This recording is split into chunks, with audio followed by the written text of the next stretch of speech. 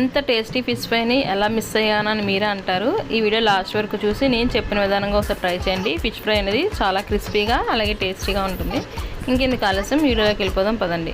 ముందుగా ఫిష్ ముక్కలు శుభ్రంగా క్లీన్ చేసుకున్న తర్వాత ఉప్పు, పసుపు, నిమ్మరసం, అల్లం వెల్లుల్లి పేస్టు, కొంచెం కారం అయితే వేసి మంచిగా మిక్స్ చేసుకొని ఇలా పక్కన అయితే పెట్టుకున్నాను. తర్వాత ప్యాన్లో ఆయిల్ వేసుకొని ఆయిల్ హీట్ అయిన తర్వాత ఫిష్ ముక్కలు ఒక్కొక్కటి అంటుకోకుండా ఇలా దూరంగా అయితే వేసుకోవాలండి. వేసుకొని ఒక 5 మినిట్స్ ఒకవైపు బాగా వేగిన తర్వాత రెండో వైపుకి అయితే తిప్పుకోవాలి.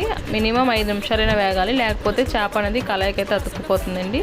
ఇలా వేగిన దాన్ని రెండు వైపులో మరోవైపు తిప్పుకొని ఇలా రెండు వైపులు మంచి గోల్డెన్ కలర్ వచ్చేంత వరకు ఫ్రై చేసుకుంటే మనకి సింపుల్గా ఫిష్ ఫ్రై అయితే రెడీ అయిపోతుంది. ఇదైతే చాలా క్రిస్పీగా ఉంటుంది, అలాగే టేస్ట్ కూడా చాలా బాగుంటుందండి. ఇప్పుడు వీటిని ఒక ప్లేట్లోకి అయితే తీసుకుంటున్నాం. చూసారా చక్కగా అయితే వేగిపోయి అనమాట.